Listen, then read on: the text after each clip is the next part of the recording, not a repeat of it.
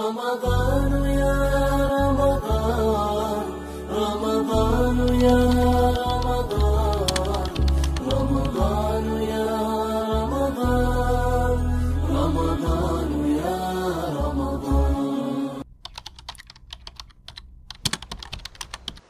بسم الله والحمد لله والصلاة والسلام على رسول الله صلى الله عليه و سلم. اما بعد، السلام علیکم و رحمت الله و برکاته. شنوندگان گرامی و دوستان ارجمند، از شما خواهش دارم که همین پیام ما را، همین گفته های رسول اکرم صلی الله علیه و سلم را به دیگران رسانید تا از اجر و پاداش نیک بهره مند شوید و به دیگران رسانید که آنها هم آگاه و خبردار شوند. موضوع امروزه درباره تراویح. در اساس تراویح چند رکعت هست؟ حاضر شروع میکنیم به حدیثایی که در همین باب هست. در امام بخاری 3569 رقمش و امام مسلم 738 رقمش. عن ابي سلمة ابن عبد الرحمن، از ابي سلمة ابن عبد الرحمن انه سأل عائشة رضی الله عنها، پرسید مادر من عایشه رضی الله عنها را که چگونه نماز پیامبر بزرگوارمان در رمضان چگونه بود، ای چه نمود داشت، ای چه خیلی میخواند. قالت، گفت که ما كان يزيد في رمضان ولا في غيره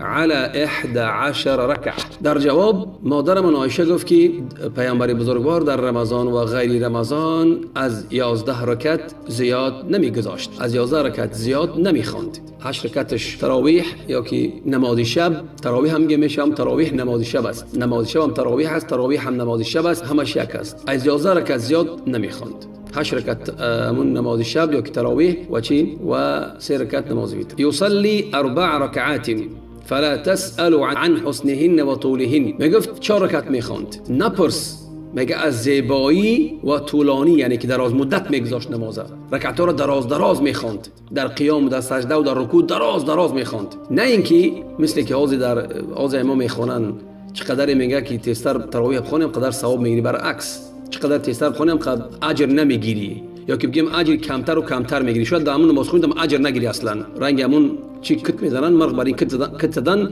و حساب نمیشود نمازم. ثم یصلی 4، پس باز 4 رکعت دیگه میخواند، نپرس از زیبایی و دراز مدتی همون رکعت ها. ثم یصلی 3، پس 3 رکعت میخواند ویتر. فقلت یا رسول الله تنام قبل ان توتر، پس مادرم گفت که یا رسول الله آیا تو پیش از ویتر خواب میروی؟ قال تنام عینی ولا ینام قلبی، ای چشمام پوشیده هستند ولی دلم بیدار است. در همین جا گفت که 4 رکعت میخواند. 4 رکعت معناش که 2 رکعت میخواند. برای پیغمبر صلی الله علیه و آله میگه صلات اللیل مثنى. در حدیث بخاری و امام بخاری مسلم از عبدالله ابن عمر میگه نماز شب 2 رکعت. وقتی میپرسن که خیلی حدیث با میاد از پیش چه خیل 2 رکعت، چه خیل مثنى چی معنی دارد؟ میگه 2 تا میخوند سلامتی، با 2 تا میخونی. مهم که نماز شب و روز 2 رکعت است. این یکم حدیث بود. حدیث دیگه حدیث زید ابن خالد الجهنی قال، زید ابن خالد الجهنی گفت که قلت لارمقن صلاه رسول الله صلی الله علیه و سلم، گفت با شما نماز چی را؟ نماز پیغمبر اکرم صلی الله علیه و سلم میخوانم یا که نشان میدهم که ما ببینید. فصلى رکعتین خفیفتین، پس 2 رکعت نماز چی خواند؟ سبک. ثم صلى رکعتین طویلتین، پس 2 رکعت دیگه چی خواند؟ 2 رکعت دیگه نماز دراز خواند. ثم صلى رکعتین هما دون اللتین قبلهما، پس بعد این 2 رکعت دراز باز 2 رکعت دیگه خواند، باز غیر این رکعت ها باز 2 رکعت دیگه خواند. ثم صلى رکعتین هما دون اللتین قبلهما، پس باز 2 رکعت دیگه خواند. یعنی اول 2 رکعت چی خواند؟ سبک. بعد این 2 رکعت خواند تو با 2 رکعت دیگه و با 2 رکعت دیگه 6 رکعت شد. ثم صلى رکعتین هما دون اللتین قبلهما، پس باز 2 رکعت دیگه خواند، اون رکعتایی که پیش، یعنی که غیر از اون رکعتای پیش خوندگی. ثم صلى رکعتین هما دون اللتین قبلهما ثم اوتر، پس 2 رکعت دیگه خواند. خلاص اگه حساب کنیم 10 رکعت میشود. 2 رکعتی 5 بار خواند، 10 رکعت میشود. دراز خواند، 2 رکعتی خواند، 4 رکعتی نخواند، 2 رکعت. این حدیث یکم شرح میتید که 2 رکعتی میخواند. پس ویتر خواند.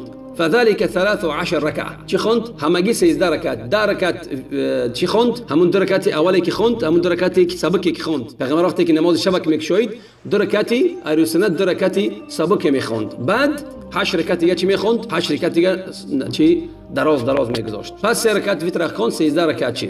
حدیث امام مالک و امام مسلم روایت کردند. حدیث دیگر از جابر است که پیامبر بزرگوار صلی الله علیه و سلم، جابر حکایت می‌کند از پیامبر بزرگوار صلی الله علیه و سلم که میگه پیامبر بزرگوار صلی الله علیه و سلم در ماه رمضان 8 رکعت، جابر صحابی بزرگوار میگه 8 رکعت خواند در ماه رمضان. پس گفت چی کرد؟ بعد ویتر خواند. ابن نصر این روایت که از ابن نصر و امام طبرانی و اهل علم گفتند که حدیث حسن است. این بود سوم حدیث. چهارم حدیث از ابن عباس روایت شده است که ان صلاه النبی صلی الله علیه و سلم 13 رکعه یعنی باللیل، که پیامبر بزرگوار صلی الله علیه و سلم گفت نماز پیغمبر بزرگوار صلی الله علیه و سلم در شب 13 رکعت بود. این از ابن عباس روایت است. خلاصه این چهارم حدیث. قول عمر میبینیم. قول عمر از صائب ابن یزید روایت است که ان عمر امر ابی بن کعب، عمر رضی الله عنه ابی بن کعب و تمیم الداری، ده صحابی را که آنها آواز خوب داشتن و چی بودن، ان یقوم للناس ب 11 رکعه، که نماز امر کرد که نماز گزارن برای جمع شو کرد. عمر رضی الله عنه جمع شو کرد و امر کرد که 11 رکعت نماز گزارن برای مردم، همچون امام 11 رکعت گزارن. این در امام مالک در موطاش و صحیح است. انا اینا کی صحیح میگه؟ امام عینی در نخب الافکار میگه که صحیح است همین قول عمر، و امام مبارک فوری میگه در کتاب تحفه الاحوذی میگه لفظ 11 رکعت درست است، اما لفظی که 20 رکعت آمده است از عمر میگه این لفظ چی است؟ این اثر محفوظ نیست، این وهم است یا که منقطع است، درست نیست. باز و امام شعیب ارنوطی میگه چی است؟ اون که 11 رکعت ثابت شده است میگه ثابت است و صحیح است در تخریج سنن ابی داود. خلاصه شیخ البانی میگه صحیح است، شیخ حسین میگه صحیح است. اما اون که میگن که عمر امر کرده است مرد را، حدیثی که از یحیی ابن سعید القطان هست که عمر ابن الخطاب رضی الله عنه امر کرد مرد را که بخواند 20 رکعت. این در کتاب ابن ابی شیبه است از وکیع از مالک، ولیکن میگه یحیی ابن سعید امون حدیث که روایت کرده است میگه عمر چی یعنی که در وقت عمر نبوده است، عمر دریاب کردگی نیست، عمر دیدگی نیست اصلا، چه روایت مینا حدیثی که عمر دیدگی نباشد. خلاصه و دیگران میگن که این چی است؟ این منقطع است، متصل نیست، همینه که 20 رکعت هست. یعنی که عمر درست شامل است که عمر با 11 رکعت امر کرده است که ابی ابن کعب و تمیم الداری 11 رکعت بگذارند مردم. پس در دیگر روایت‌ها میگه امام نووی در شرح حدیث امون از مادر عایشه شرح همون حدیث میگوید که و در بخاری مسلم موجود است، میگه وقتی که مادر عایشه 11 رکعت گفت و در حدیث زید ابن خالد الجهنی 13 رکعت اومد و در ابن عباس هم 13 رکعت اومد، برای چی 13 رکعت شد؟